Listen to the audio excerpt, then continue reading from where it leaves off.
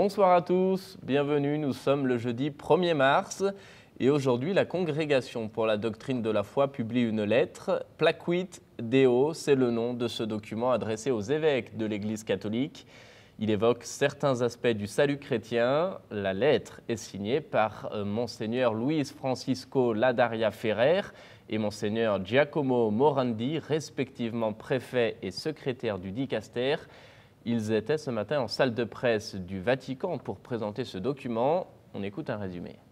C'est un texte dont le but est d'approfondir l'enseignement du salut du Christ, et cela dans un contexte de transformation culturelle où l'annonce chrétienne devient difficilement compréhensible pour l'homme d'aujourd'hui. Le document souligne deux tendances du monde contemporain. La première, c'est l'individualisme, avec cette idée que la réalisation de l'homme dépend de ses seules forces, en oubliant que le Christ transforme la condition humaine.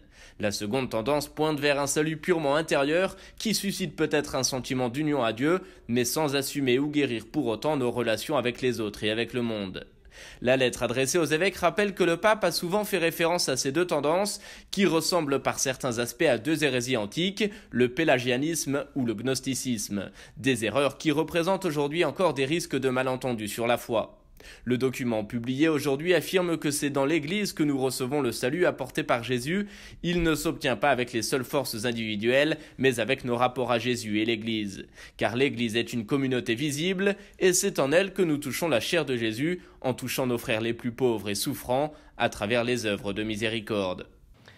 Et puis le carême, à présent, nous sommes en plein dedans et il n'est jamais trop tard pour rappeler le sens de ce temps de pénitence. Le carême n'est pas un moment de tristesse, il ne s'agit pas de se faire du mal.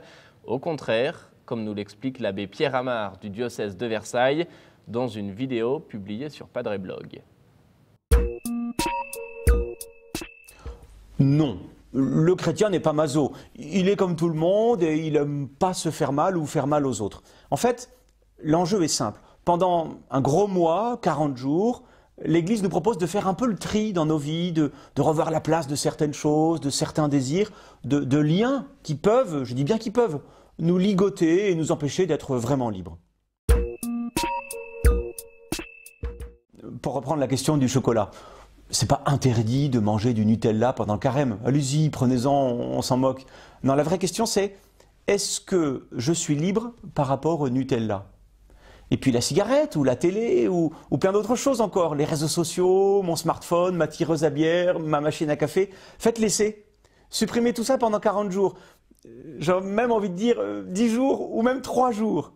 Mais vous verrez, c'est très instructif, et on apprend beaucoup de choses sur soi-même. Le ménage, tout le monde le sait, ça ne fait pas seulement que nettoyer les choses, ça crée aussi de l'espace et de la place. Et en acceptant de ranger mes désirs, de repérer si je suis ligoté ou pas avec telle ou telle chose, ben je fais de la place au plus profond de moi-même, ça crée un manque. Et justement, Dieu n'attend que ça, avoir un peu plus de place pour agir en moi.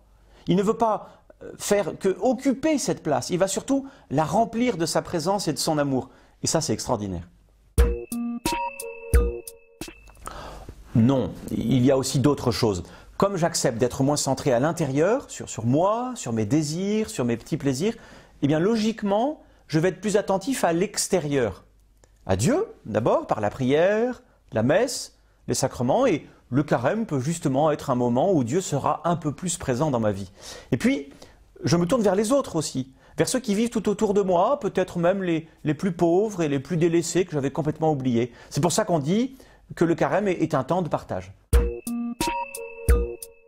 Pour nous chrétiens, ce serait plus un temps de solidarité. Je veux dire par là, une occasion de rejoindre et de partager la détresse de ceux qui manquent de tout.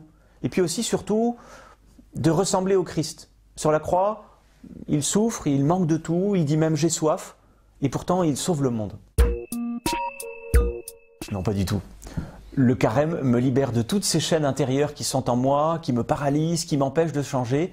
C'est un temps de liberté donc, et donc un temps de grande joie. C'est la fin de cette émission. Merci à vous de l'avoir suivi. Merci de votre fidélité. Je vous souhaite une très belle soirée. À bientôt.